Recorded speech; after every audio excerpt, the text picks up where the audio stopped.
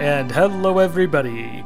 Welcome to yet another one of my gameplay series, and this time it's the Elder Scrolls IV Oblivion. I didn't plan on recording any footage of the game originally, but after researching I realized that I could configure the game with totally decked out graphics, which is what I always love to do, including an awesome mod called Oblivion Graphics Extender. So I just spent an entire day troubleshooting dozens of downloads, but then I was able to successfully configure all of the best graphics enhancements. So let's start the game and I'll tell you more about it.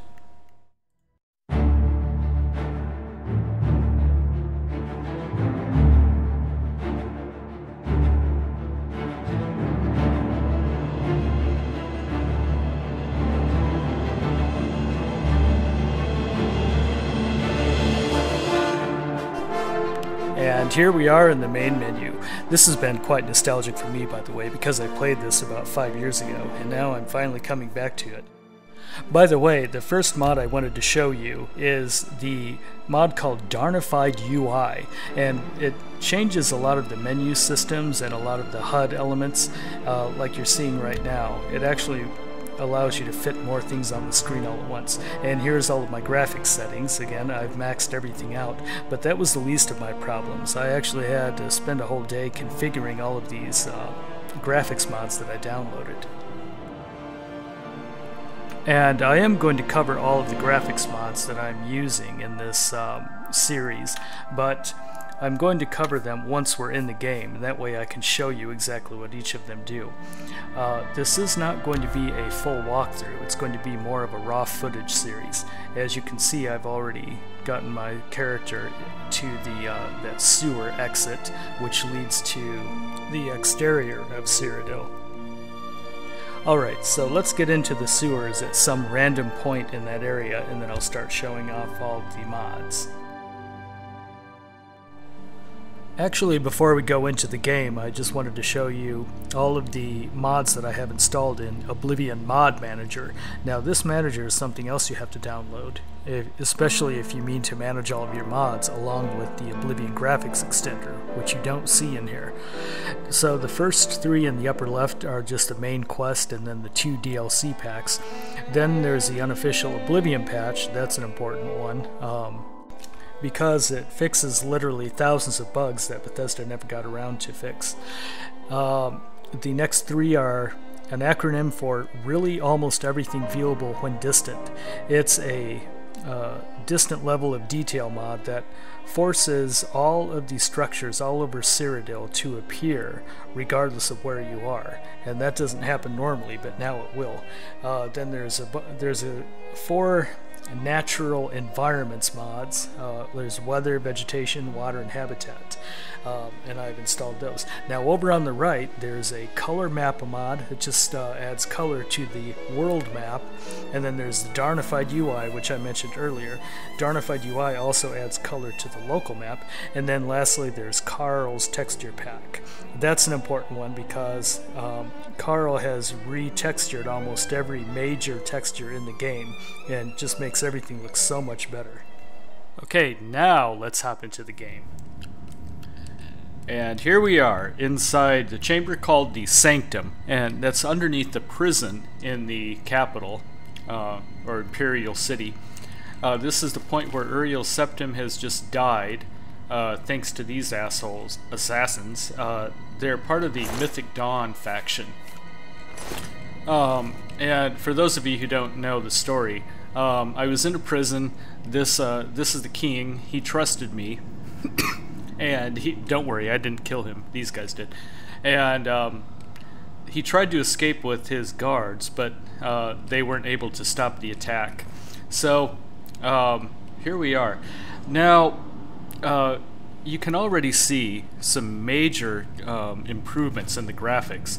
First of all, it's because I'm using Qarl's texture pack, and if you look at the textures in the wall and everything, they're much better than they were in 2006 when this was released. And we'll go into this next chamber, and you'll get an idea of just how well the screen space ambient occlusion works. I have another mod called Oblivion Graphics Extender. That took almost the entire day to get it to work correctly, and then I use 2 different shaders in that extender. One is called the Screen Space Ambient Occlusion, and it's the volumetric method of rendering ambient occlusion. And then I also use God Rays, and you'll see what the God Rays look like in a moment. Now you can see the occlusion working. It just makes everything look so much better, and then on top of these textures it makes it look even better yet. Here's the scene with Screen Space Ambient Occlusion. Now I'm going to show you the same scene exactly, and here's the exact same scene without Screen Space Ambient Occlusion. And it's a little harder indoors to tell the difference, but it's still a very obvious difference if you look at the scene we just saw a second ago and compare it to this one. And once we get outdoors, I'll show you another comparison. Let's switch back to the enhanced version. Okay, so let's get out of here. And by the way, the other module that I added in Oblivion Graphics Extender, like I said, were God Rays, and we'll see those once we're out. I'm sure I looted this guy already. Yeah, there's nothing to loot. Okay, and whoops, there. I've already been out and back in, so this should be fairly easy to... Can't remember if I looted him. Yeah, okay. I looted that, and then actually let's get a torch going. Oh, by the way, so here's my character. Look what I did by accident. I inadvertently created Taylor Lautner. It looks almost just like him. Hi, my name is Taylor Lautner. I'm a werewolf with muscles, and I make $16 million a year with cheesy acting. Alright. And the load screens don't take very long at all. There's a couple of initialization file tweaks, or what we call the ini file tweaks that I made. I changed it so it loads more cells, like external cells, each time I'm outside and I switch from one cell to another. That way you get more detail in the distant. But then, like I said, I also added the other mod called Almost Everything, or it's actually called Really Almost Everything Viewable When Distant. And what that does, you'll see it once we're outside. I should just wait till we're outside to start talking about it. And this is the exit to the outdoors. So we're gonna step out into Cyrodiil.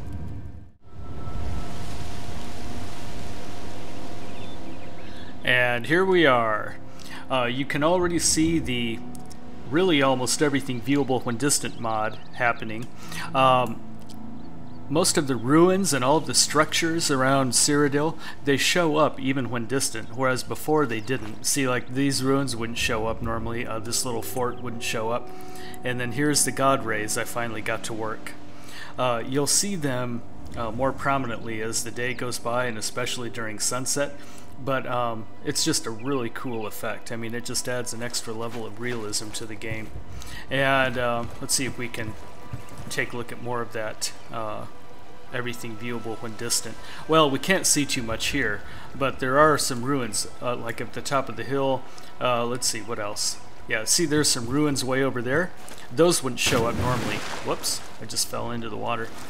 See, but all that gets rendered now, and at the expense of my frame rate, as you might have noticed already. We're gonna... Oh, thanks. My athletic skill increased just by running around. There was some terrible... Oh, I killed that mud crab already. Alright, so now that we've got a couple of weapons and some armor... Actually, I should probably put this on, right? Yeah, there we go. That's better. And I'll get a shield going too. There. And anything else I need? No, that's it for now. My short sword seems to be... Oh, actually the war axe is even better. Oh, hell. I kind of need to... No, the steel short sword is the best. I kind of need to remember how to play this game a little bit, so I'm going to fumble around for a little while. But anyway, I'll show you the main part of the quest now. The quest is to... Just give me a second to pull it up. Oh, by the way, yeah, see, so the local map is now in color, and also the world map is in color. It just adds a nice little touch to something that you'll be looking at all the time if you're playing Oblivion. Yeah, here's our quests. So, deliver the amulet. I should take the Amulet of Kings to Joffrey at the Waynton Priory near Qarl. And that should already be on my map. Yeah, there, right there. So well, anyway, this is actually a good place to end the video because it's been about 12 minutes. So we'll pick right up with the main quest in the next video. If you like this, then please support me by subscribing to my channel and clicking the like button and adding a comment. I really appreciate that, and it keeps me going. And if I get enough support for these Oblivion videos, then I'll produce more and more of them leading up to the launch of Skyrim. Okay. Hope you had fun, and we'll see you next time. Thanks so much.